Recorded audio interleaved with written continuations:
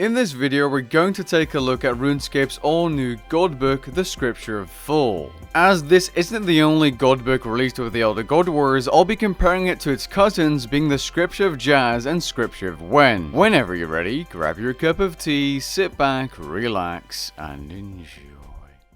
As of recording this video, the Scripture of Jas is the most expensive combat god book at around 360 mil. The Scripture of Wen is more than 3 times cheaper at 110 mil, and the Scripture of Jas is really a steal at 16 mil. These books are recharged by using manuscripts on them, providing a 45-minute charge each. As you can see, they're really cheap to run, especially if we take a look at the Book of Jas and the Book of Jas. The Scripture of Jas provides the exact same stats as the Scripture of Jas and Wen, being 5 prayer bonus and 8 strength bonus in all 3 styles. Its passive, which has a 6.6% chance to activate on hit, increases your damage dealt by 20% for 15 seconds, but also increases the damage taken by 10%. This is basically a mini Zerk. Now, this passive does have a cooldown like you can see on the image on screen, but this cooldown is just as long as the passive's effect once procced, meaning once it does finish the 15 seconds of increased damage, you can proc it pretty much straight away if you're lucky. It is also worth noting that the initial hit that activates the proc does not get its damage boosted by 20%.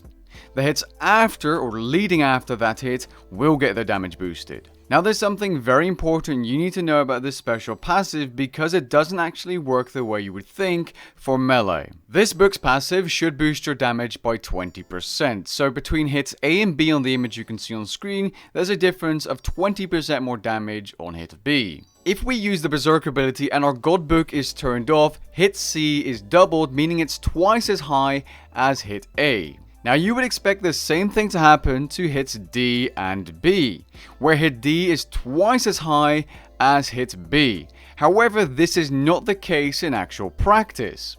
It's only about 83.3% higher than hit B. Now, because I'm throwing around a bunch of numbers, you might be getting a little bit confused, so take a look at hits D and A. The difference is 220%. Now, wouldn't you say that if you're using a book that boosts your damage by 20%, and you're using an ability that doubles your damage, that is 120% times 2 equals 240%. As you can see, and yes, I tested this on combat dummies, these are numbers, but I tried to keep it simple by using letters instead. The difference is 220%, which means in Berserk, the book is half as effective as it could have been or should be. Now, why do I say should be? Well, if we take a look at the Zaros Godsword, which boosts your damage by 25%, it is working correctly.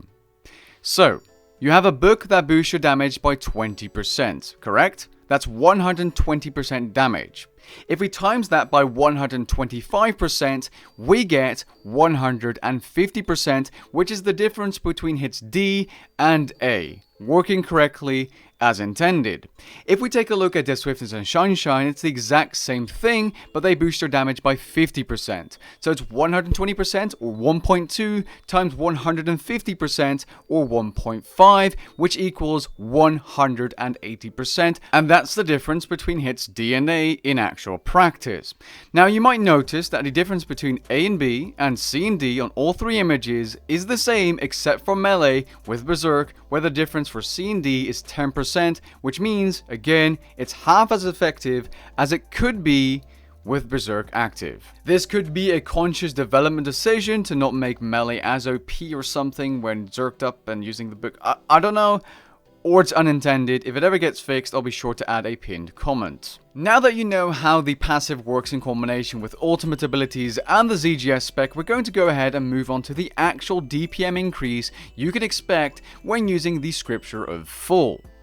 Now, one very important aspect to your average damage per minute increase from this book is the uptime of the damage boosting ability.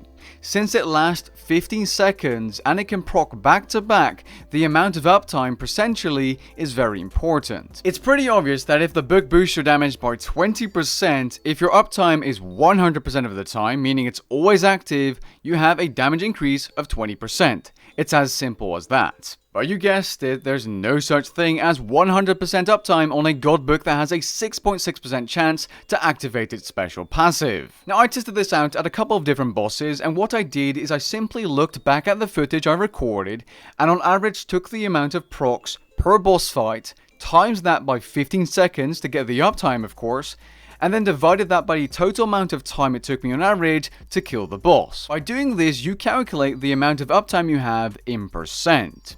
Now this ranged anywhere from 34 to 55-ish% depending on the boss. At Araxor it was really low at 34.72% on average. Now these numbers are definitely not final and set in stone. They could be different for every single player, a variety of different bosses and other factors, for example, different rotations of the boss, different paths of Araxor, could all influence the amount of uptime on your book. The increase in damage is of course linear, as you can see on the graph on screen. The higher your uptime, the higher your damage.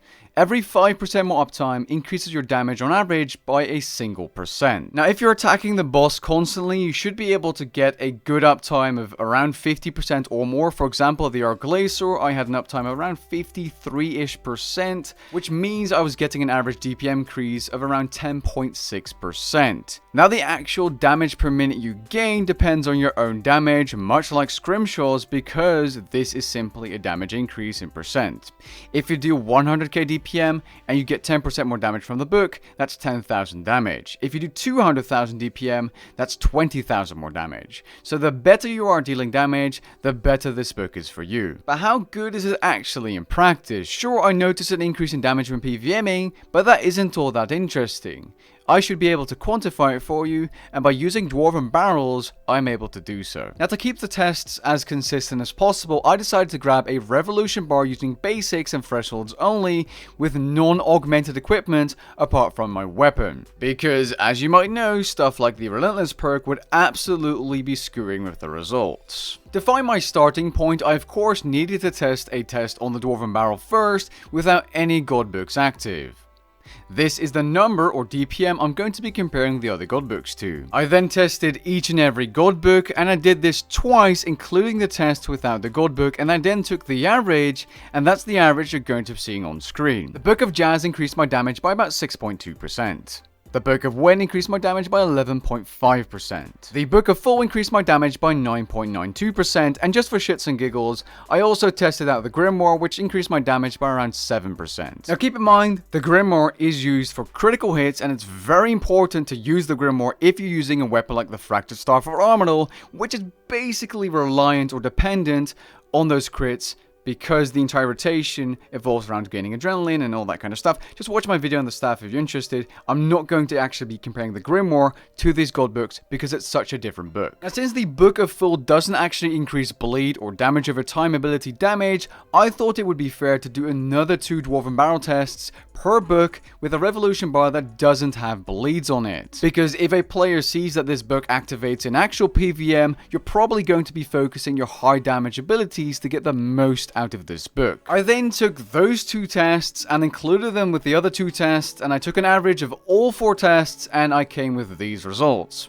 The Book of Jas boosted the damage by 7.24%. The Book of Wen increased the damage by 13.26%, and the Book of Full increased the damage by 10.47%, really close to the on-paper numbers at around 50% uptime. Now there were specific tests where the Book of Full did out-DPS the Book of Wen.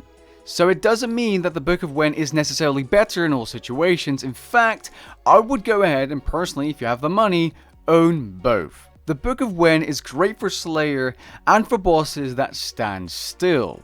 For bosses that move around, the Book of Full is going to be better regardless if it has 1% less DPM on average or something else going on, because it works if the target is moving. And you'll also be able to gain more out of the book the more damage you deal, unlike with the Book of Wen and just like the Scrimshaws. In short, if your DPM is lower than 165,000 per minute, which you can easily check by using challenge gems or Dwarven challenge barrels, you're probably better off with the Book of Wen, assuming the boss stands still. The reason for this is that the damage increase from the Book of Wen is around a solid 16 to 17,000 damage per minute. But with the Book of Full, assuming 50% uptime, if your DPM is 170k, you're getting 17,000 more damage out of that book. If your DPM is 180k, it's 18,000, making it much better than the Book of Wen.